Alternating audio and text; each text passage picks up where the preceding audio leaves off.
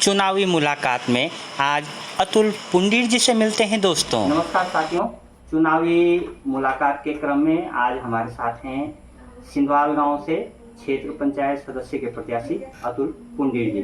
तो अतुल जी, आप तो 5 साल रहे हैं बीडीसी, क्या आपकी उपलब्धियां रही है, क्या आपके विकास कार्य रहे हैं पिछले 5 साल में? पिछले 5 साल में मेरी मेन जो फोकस रहा वो सिर्फ और सिर्फ सड़कों की तरफ रहा। कहीं से अगर 15 वित्त में हमें कोई जल संबंधी कार्य करने पड़े तो उसी को हमने दरकिनार करते हुए कार्य किए हैं। बाकी चाहे वो हमारी सनगांव सिंधवाल गांव में जितने भी शीशी मार्ग हैं, तो सबका एक उद्देश्य भी था कि भाई हमें किसी भी हाल में गाड़ियाँ अपने किसी का मेहमान आ रहा है, यदि हम किसी के यहाँ पुस्ते लगाते हैं तो उसमें क्या होता है कि पुस्ता लगा के 20 फुट का उसका गेट तो बना सकते हैं, लेकिन यदि उसका मेहमान सनगांव नीचे खड़ा होकर बोले कि मुझे जाकर जाना है, मुझे लेने आओ, तो वो हमारे लिए एक डूब मरने जैसी बात थी। तो उसी को ध्यान में रखते हुए हमने जहाँ जहाँ पर जरूरतें थी वहाँ सीसी सड़क बना के, कहीं अपनी क्षेत्र पंचायत निधि से, विधायक निधि से, जिला योजना से, तो यही सब हमारी उपलब्धियां रही हैं पिछले 5 साल में। सनगांव और सिंधवाल गांव दोनों जो पर्वतीय क्षेत्र है, विषम परिस्थितियां हैं, तो क्या प्लानिंग है आपके आगे के लिए कि अगर आप जनता आपको चुनती है तो क्या करेंगे, मतलब विजन क्या है आपका? यदि जनता हमें चुनती है तो सर्वप्रथम तो यह है कि जो हमारी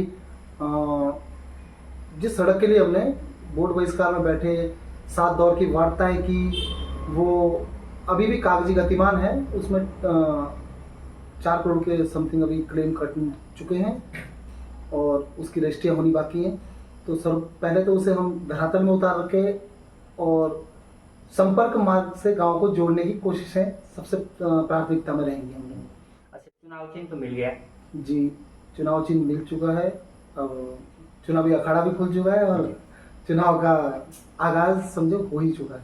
तो अपने वोटर से, मतदाताओं से क्या रिक्वेस्ट करेंगे आप? क्या सभी सनगांव सिंधवाल गांव वासियों से निवेदन करता हूं कि जैसा आप लोगों ने पिछली बार अपना मत का प्रयोग करके मुझे आशीर्वाद दिया था, और शायद है सबकी अपेक्षाएं तो पूरी होती नहीं है एक ही कार्यकाल में, बाकी आप खुद सक्षम हैं। आप जानते हैं कि पिछले जो हमारा कार्यकाल रहा वो 2.5 साल का ही मान के चले उसे, क्योंकि कोविड काल में तो हमारे कोई कार्य हुए नहीं, ना ही बीडीसी की कोई बैठक हो पाई।